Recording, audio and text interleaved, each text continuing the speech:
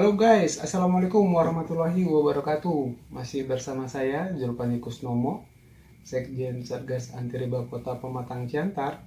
Hari ini saya akan berbagi tips bagaimana cara menghadapi rentenir. Jangan pernah takut sama namanya rentenir. Anda pasti sudah begitu familiar ya dengan namanya rentenir. Rentenir tuh hanyalah nama keren. Namun sejatinya yang sebetulnya adalah lintah darat. Kerjaan rentenir ini adalah memberikan pinjaman tunai kepada kita, namun dengan bunga yang sangat mencekik leher. Dan tentunya di belakang hari kita pasti akan kesulitan untuk membayar, dan ketika itu juga mereka akan melakukan intimidasi. Lalu bagaimana cara menghadapinya? Berikut adalah tips bagaimana cara menghadapi rentenir. Jadi cara menghadapi rentenir ketika datang menagih hutang kepada kita, terima mereka dengan baik-baik. Lalu ajak bicara dan persilahkan duduk atau ketemu di lapangan. Nanti kalian bisa coba bernegosiasi kembali dengan mereka. Bagaimana caranya supaya kalian bisa minta tempo pembayaran yang lebih lama, juga keringanan-keringanan lainnya. Hal ini memang sangat sulit. Kenapa? Karena ketika kita meminjam uang dengan rentenir itu tidak ada bukti secara tertulis, sehingga terkadang ada beberapa rentenir nakal yang memang menggelembungkan nilainya yang dari semula. Contoh 10 juta menjadi 20 juta. Karena kenapa?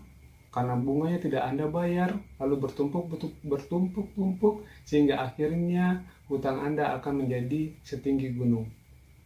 Itu sebabnya sebaiknya ketika Anda meminjam uang kepada rentenir, maka Anda harus melakukan perjanjian hitam di atas putih.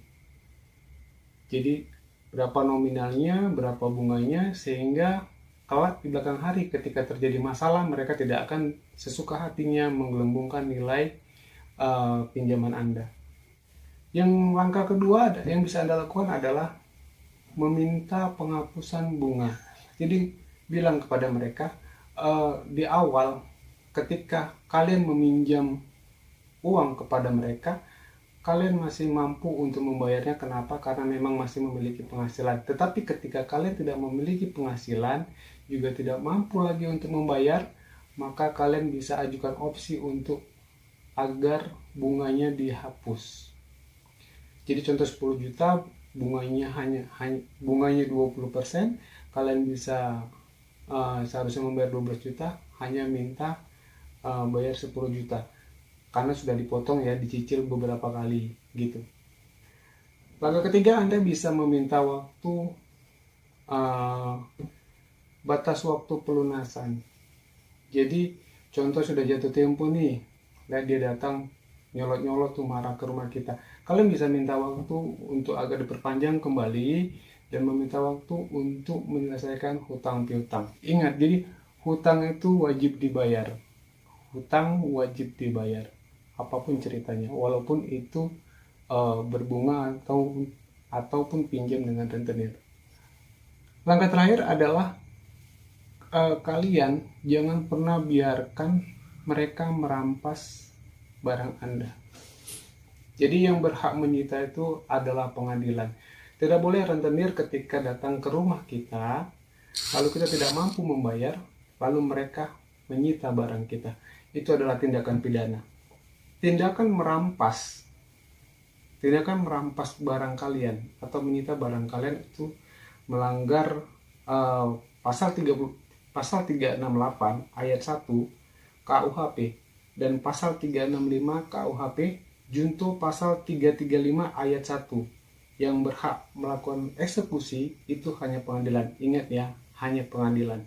Jadi jika mereka ingin melakukan pengambilan, maka seharusnya mereka membawa surat penetapan eksekusi dari pengadilan. Katakan juga kepada mereka bahwa barang yang dimaksud adalah milik Anda secara sah, dan penagih hutang tidak memiliki kekuasaan untuk merampas barang begitu saja. Sekian dari saya, semoga bermanfaat. Assalamualaikum warahmatullahi wabarakatuh.